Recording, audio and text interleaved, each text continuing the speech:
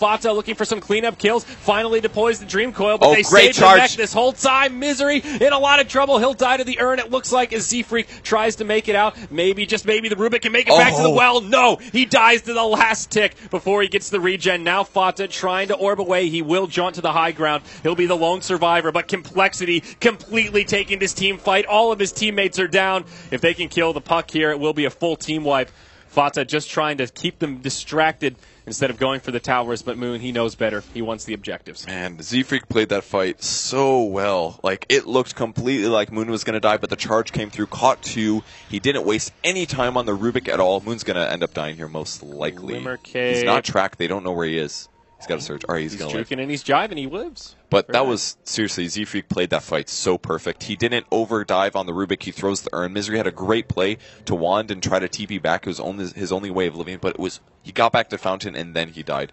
But Z-Freak played that fight so well. So many good tracks. And he had such a rough early to mid-game as well. Now he's completely recovered. Like, it is very hard to play Spirit Breaker in a support position, in my opinion, because you have to know the limits of your hero. And he's not relying on bashes to win. He's just playing his hero correctly, using his abilities exactly when he needs to, and getting back out and re-engaging. So props to Z-Freak in that fight. I think he completely carried his team. Yeah, 100%. And I will open up for another Roshan here for Complexity. Aegis the Immortal on the Shadow Fiend.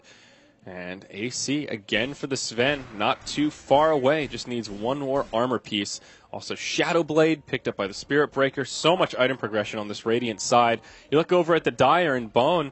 He seems to have given up got the booster, I guess? this, Octarine or whatever he wanted out of it, because now there's just a Staff of Wizardry picked I up. think the Glimmer Cape is really smart. I don't think it's that bad to divert from his item build, because Octarine, in my opinion, does very little for him. It's not a huge advantage, and it's 2,700 gold. You know, that could be a Force Staff, that could be a Glimmer Cape, that could be so many other items with gold to change. Charge on Fata here. Oh, he actually doesn't phase shift it, so he'll get the chainsaw. Yep. That's just a dead hero. Oof. It's a bit of a... He didn't see it coming. You look at Dire Vision right now, and they've got nothing for and he that came whole through angle. the trees, so that was a really good angle for what's his name? Z-Freak to go for the charge. So really nice kill there. Dead puck for 55 seconds, and Envy now going to find himself in a world of hurt. Stormbolt. Wow. Stopped by the BKB, but just look how much damage the Sven's able to do with God's Strength and Mask of Madness. And he didn't BKB himself, so that was a Eternal Envy BKB there. Cooldown now for 50 seconds, and they go for the push. Now, Sven won't have his ulti in addition to that, but I think that's a decent trade. They have enough burst damage where if they shut down or if they initiate on Gyrocopter, they can definitely kill him. Yeah, and Spindle now, he's making up for that lost damage. He's got the completed Scotty, so also very tanky in the front lines. There is a glyph for this Dire side. They will have the reset tool. Though Fly still off to the side. Not as farmed as he was in the last game, but closing in on that Aghanim is only a couple hundred gold away. He's still completely making an impact this game. I think he's doing just fine. They also have a Lotus Orb picked up on Darkseer now. I really like Moon's item progression. I think he got a perfect balance of items this game. He's got enough mana pool. He's got the survivability. The only thing you could maybe argue is maybe he should have gotten a pipe instead of a Lotus or maybe the Crimson. But his HP balance and his damage block balance is really good. And the Lotus is great for a couple reasons. There's a lot of spells you can reflect, such as Track. If you can track back the bounty, that's really good. You can reflect Rubik spells. You can reflect a Life Drain from Pugna. But the really cool one is it's a dispel, so you can remove Track from your allies. So if somebody and he's also got the Glimmer Cape. So if somebody's dying and they're tracked, he can Glimmer Cape and Lotus Orb, and the track goes away. So it's really synergistic, and it allows him to play like a support role despite being a Darkseer. Yeah. All right. Still the slow siege from Complexity here. They're trying to pressure multiple lanes at once. They're split pushing with Fly in the top and the other four kind of poking at the mid, but being very cautious here, not really overcommitting or forcing the issue, just trying to keep Cloud9 split and prevent them from farming. They already took out this big stack of Ancients that Cloud9 had, so even though they're not pushing that aggressively, they're still stopping Cloud9 from farming and pulling further ahead. Now Fly gets his Aghanims completed, has it delivered, and they'll further the split push. 2 in the bottom, 2 in the mid, and 1 in the top. So the BKB becomes less and less of a good item for the Gyrocopter. He's only got 1,600 HP on the Strength Treads, and now Lina does 950 pure of that, and they don't have a grave. What's the solution? I don't even know if there is one anymore. Decrep isn't the solution, really. It stops some physical damage, but... Yeah, I guess it can maybe keep them alive after the Laguna comes out if there aren't raises to follow, but that's even still kind of scraping the barrel. All right, it's more slow siege here. Swindle with about 2 minutes left on his Aegis. Wouldn't mind getting popped here so that he can come back to life. Though, of course, would like to keep it as long as possible. Oh, Envy uses the BKB again to juke the stun. Now out comes the call down. Connects on 3. Swindle will throw away the Aegis intentionally here with that second call down. Tier 3 towers down. There is still a glyph for the Dire. Now Complexity in a great spot. Ziz will use his BKB. God Strength popped as well. They want to go for the barracks. The glyph will force them to back out and reset. But now Moon comes in. Big vacuum wall, but falls just a little bit short. Big opportunity there, but can't quite seize the day, and maybe Complexity will just back out. And Misery also stole Warcry there, so that'll make it much harder for Shadow Fiend to do damage to any core, and even the Sven is going to be a bit limited there. So I think that was a good time to retreat for Complexity. They lost their Aegis, they whiffed their ultimates. It's time to retreat and play it safe. They're already still ahead. Back off, farm a little bit. Your opponents are going to know exactly where you are because you tracked up all of them, but at some point those will time out, and then they still have to kind of sit in their base. Yeah. Maybe they should go for like a 5-man smoke right now. Just grab the smoke, move out, go for kills while they still have the track. They found Envy off to the side. He's in a lot of trouble here. He gets a call down. He does have the BKB available. Glimmer Cape just barely keeps him alive. Now Ziz and Z-Freak will be turned on. Moon Meander nearby, but can't do much to save his friends. Z-Freak charging across. Homing Missile will chase him down, but he'll make as much space as possible before dying. The rest of his team hanging out that mid lane of Barracks saying, let's go for this. They're all committed far out of the base. Yeah, Gem goes down. A lot of TPs home, and unfortunately for Complexity, they won't get much damage, if any, on these barracks here in the mid. So that's exactly what you got to do after you defend from the base. You have to go for those kills, and they found 2 import heroes, and they got the gems. That means no more C and Viz for Complexity. That means Bounty can start moving out a bit more. They can find all the observer wards on the map, of which there are almost none. So maybe in a bit here we'll see Complexity put wards, and probably in slightly worse positions because they do have to put them on the high ground. Peculiar ward spot here. I think they were going for that big spot up here, perhaps, but wasted observer. That one is very peculiar, actually. Maybe they don't know about the high ground spot, but I completely agree with you. There's no point to put it there if you could put it up on the top. It might have been a mistake. Maybe he was trying to do a sentry, and it was during the team fight, so he accidentally placed that instead. Swindle in the danger zone here, being stalked out by Big Daddy. But it will be all right for now. Full Daedalus on the Shadow Fiend. So seeing that early MKB will alter his build. Last game he went for the BKB at this point after the Scotty. The butterfly. The butterfly, I'm sorry. But now going for the Daedalus. I like the Daedalus here, especially because the Sven has been lacking in damage big time. He's easily an item behind the Gyrocopter. He's just got his AC, which is great, but his damage against a single target is good but not amazing, and it's also very limited around his ultimate. His damage is poor when he doesn't have his ultimate up, so he needs to make up for that, and he needs to go for the big item. Might find Big Daddy. They might get their gem back. He's carrying the gem. Sentry Ward out of range, but they've got another one. Down he goes. So close. Huge for Complexity as they can regain some map control and, of course, have something to deal with that Bounty Hunter. That was a great attempt by Bounty Hunter to stay alive. He Glimmer Caped. It almost went off in time, but he was still slightly within Sentry Ward range, so he ends up getting killed, and the gem is recovered. And Complexity pressure's back on. Dead hero as well, so this gives him a chance to push. Oh, but a butterfly up for Gyro. That means that they can't hit him reliably, so his HP is much higher now versus physical damage. But it also means he doesn't have buyback. He's gone all in on this item here. No buybacks available for Cloud9 whatsoever, including Big Daddy, who is in the grave already. Ziz with the BKB, God Strength on. They get the melee barracks, and now they just back out. They see that Envy's used his BKB. They absolutely don't want to fight this now as they've already gotten their objective. Are they going to Lotus Orb this? Will it reflect? I'm not sure.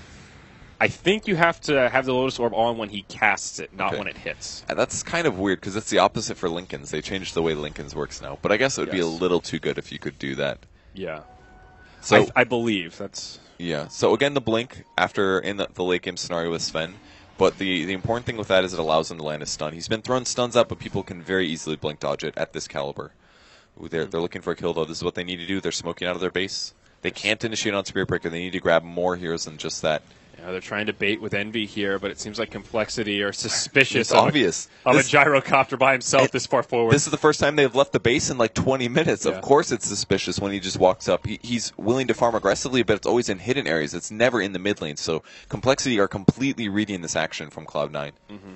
Oh, now Cloud9, they take the high ground. This is good. He's going to walk right into it. He has the BKB, but can't even get it off. A nice quick pick on the Sven. Lena's not even here, but Misery will... Oh, he gets off the Glimmer. He'll stay alive. Now Swindle. BKB Requiem connects only on Envy. Phase shift from Fata will keep him safe, and yeah, he'll get surged back. He'll be all right. Fata, he did have to burn his Dream Coil, but still, Cloud9 want to continue fighting. Envy goes in, call down, connects on Moon Meander, but again, the Glimmer Cape helps him reset, and he'll be just fine.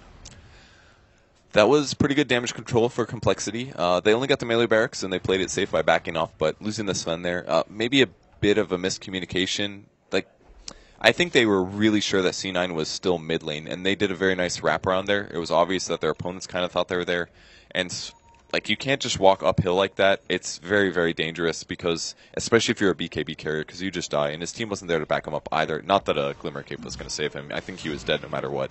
So, a big kill, and that allows C9 to grab the Aegis. So Aegis and Cheese. This is Roche number 3. Yeah. So big pickup there. They did put down 3 Observer wards in this mid lane, but the gem still on the Spirit Breaker. He's just going to clear those out. Will they find the ward mid? Is that? Probably. Oh, yeah. They didn't actually see it. They'll probably catch that later. Gyro grabs Aegis. Again, he's got MKB and a Butterfly, so his items are actually in a good position here.